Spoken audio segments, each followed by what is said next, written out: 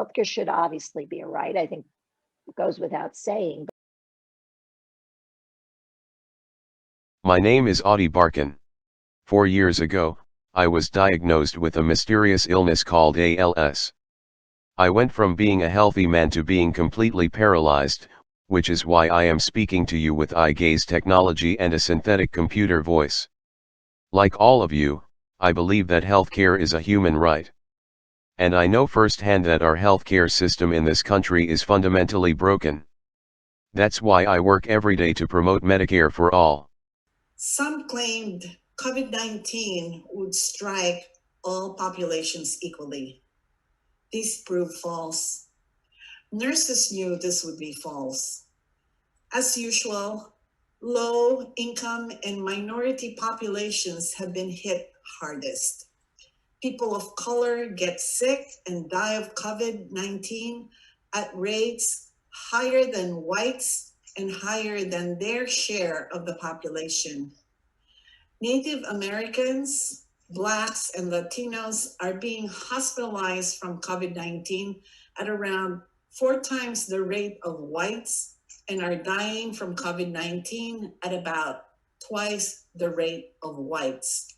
They know that with all of these policies, there's still going to be a disproportionate amount of people of color who are left uninsured. And there's an easy solution to this problem. A grade schooler could figure it out. If you have some people who live in the wealthiest nation in the world who are uninsured, what do you do to solve that problem? You provide health insurance to them all, guaranteed as a human right.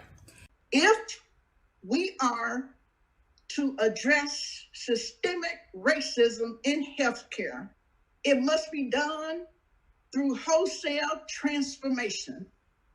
A first significant step in the right direction is passing Medicare for all and guaranteeing comprehensive medical care to everyone in the country. I was reading today about new data showing that a C-section could cost $5,000 or $55,000. I mean, this is insanity, right?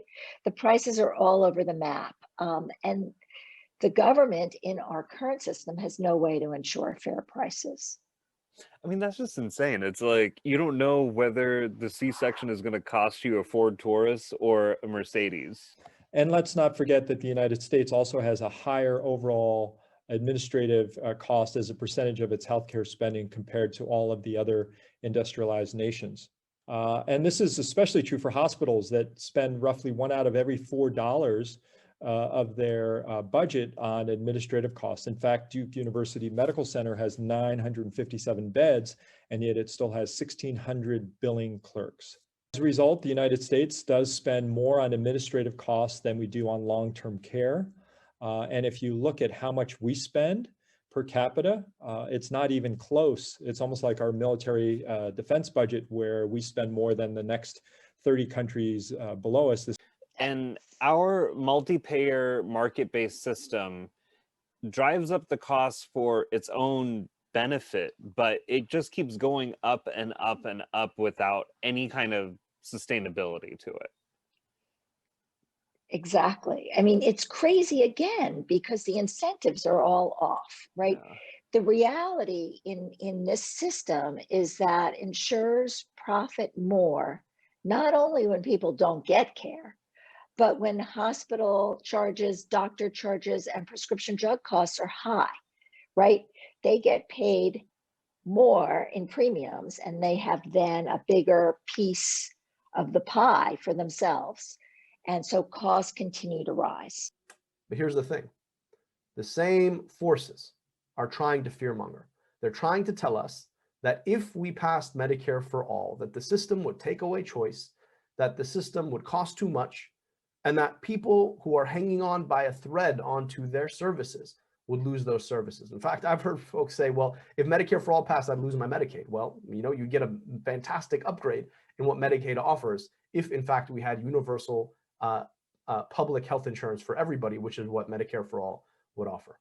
It is a fragmented, profit-driven system that frequently forces people into debt.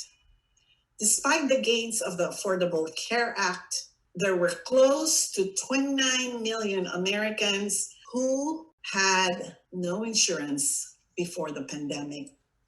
An estimated 20 million people lost their employer-sponsored health insurance as a result of job loss during this pandemic. As a result, many who needed testing and care for COVID-19 did not get it.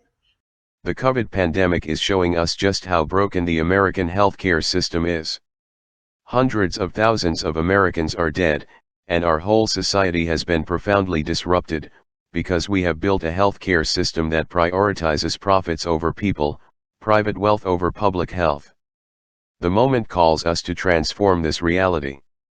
The United States must become a country where everyone receives the health care they need. And the best way to achieve that goal is to enact Medicare for all. Now, in the middle of the worst public health crisis in a century, we must at least take giant leaps forward.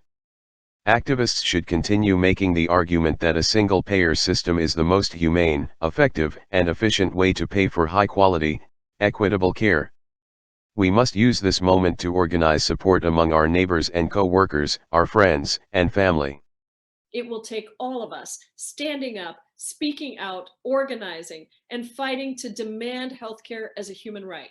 And when it happens, when we make Medicare for all a reality, it will be because of you.